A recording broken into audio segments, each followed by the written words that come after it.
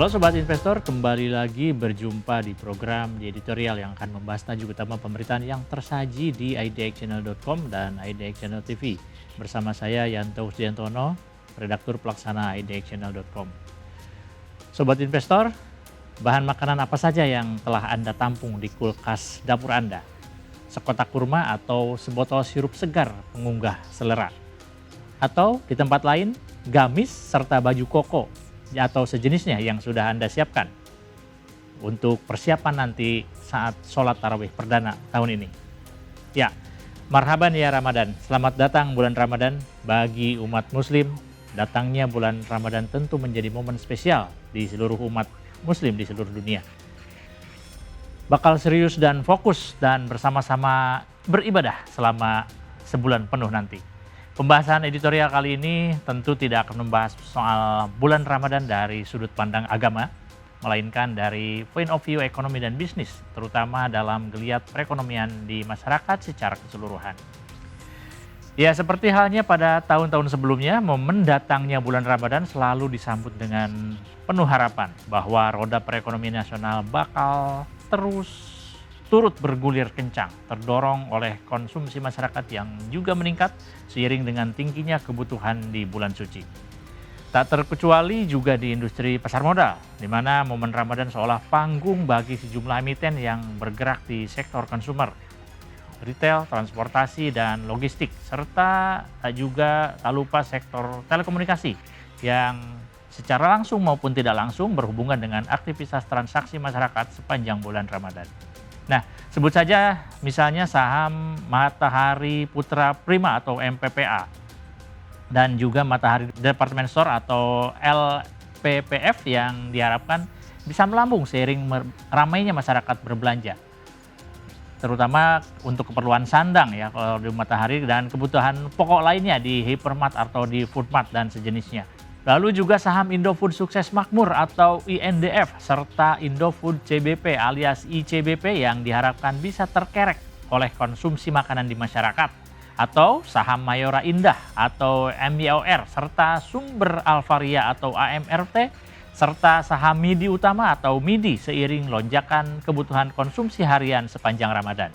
Tidak ketinggalan juga saham-saham telekomunikasi seperti PT Telkom Indonesia atau TLKM dan juga PT XL Smart atau EXCL yang berharap bisa turut mendulang cuan dari lonjakan aktivitas komunikasi seiring kebutuhan silaturahmi antar keluarga maupun relasi pekerjaan lantaran banyak masyarakat yang bepergian keluar kota. Terakhir, dampak positif juga diharapkan didapat oleh saham-saham sektor logistik seperti misalnya saham Adi Sarana atau ASA, kemudian Bluebird, Samudra Indonesia atau SMDR, hingga Jasa Marga atau JSMR, seiring dengan lonjakan kebutuhan logistik sepanjang Ramadan. Namun, apakah harapan-harapan tersebut benar-benar dapat terwujud? Apakah deretan skenario pasar yang diinginkan itu cukup realistis untuk diwujudkan? Kemudian, apakah juga kondisi yang ada pasar cukup kondusif dan suportif dalam mendukung harapan tersebut? Pertanyaan tersebut pantas juga untuk mulai dipertimbangkan. Pasalnya jika berkaca pada pengalaman di 2025 lalu, tren konsumsi masyarakat justru melambat di saat minggu-minggu terakhir menjelang datangnya momen Ramadan.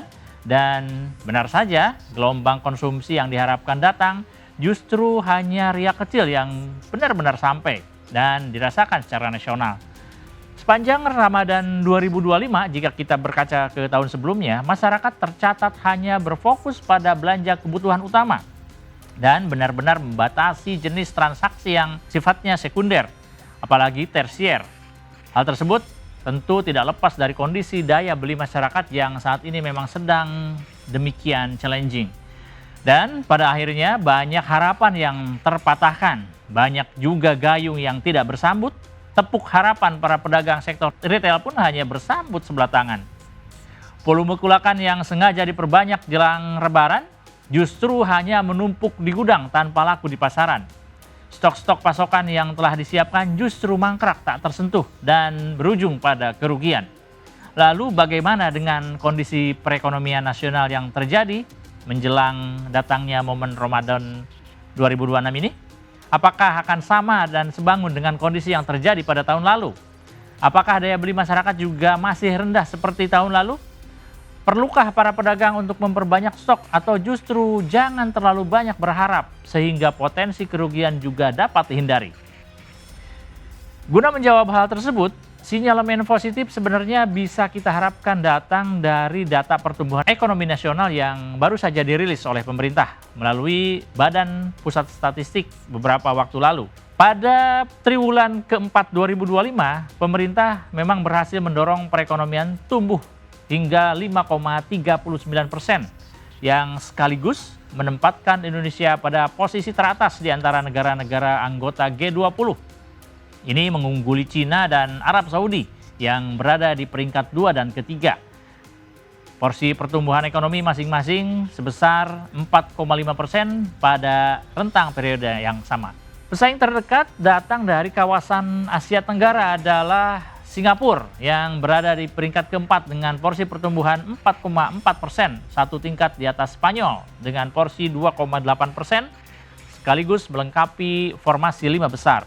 Sementara secara tahunan, perekonomian nasional sepanjang 2025 tercatat tumbuh 5,11%, sekaligus menjadi capaian tertinggi di Indonesia dalam kurun waktu 3 tahun terakhir.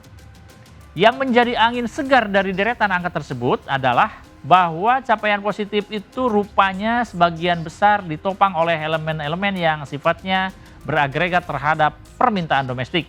Porsi terbesar sebagai kontributor utama adalah datang dari sektor konsumsi rumah tangga yang mampu tumbuh hingga 53,88% dan lalu disusul oleh akselerasi pemerintah dalam mendorong geliat perekonomian akar rumput melalui sejumlah program perlindungan sosial dan stimulus. Yang kedua program ini berujung pada terjaganya posisi daya beli masyarakat. Dalam bahasa yang lebih simpel lagi dan sederhana, laju perekonomian nasional di 2025 secara garis besar ditopang oleh aktivitas konsumsi dalam negeri yang terutama datang dari segmen rumah tangga. Artinya, pola konsumsi masyarakat secara nasional saat ini sedang dalam tren yang cukup positif, sehingga bisa diharapkan untuk dapat berlanjut setidaknya sampai triwulan pertama 2026 ini. Belum lagi kita juga perlu mengapresiasi upaya pemerintah dalam memastikan terjaganya daya beli masyarakat, yaitu dengan diluncurkannya paket stimulus ekonomi 1 tahun 2026 berupa pemberian sejumlah insentif untuk sektor transportasi dengan berbagai moda angkutan yang terdiri atas diskon angkutan laut yang besarnya mencapai 30%. Kemudian untuk periode 1 hingga 5 April 2026 dengan target 445.000 penumpang sebagai penerima manfaatnya.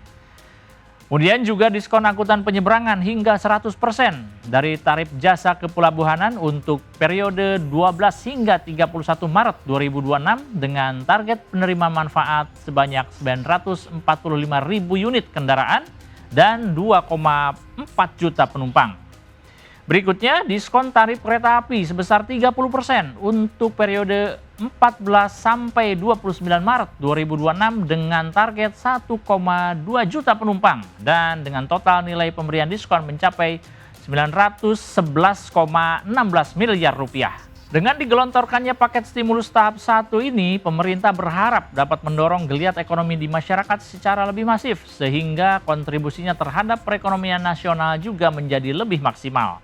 Maka dengan banyaknya upaya preventif dan juga strategi awal dalam mendorong ekonomi agar lebih bergerak kencang, maka kami menilai bahwa harapan pantas untuk digantungkan.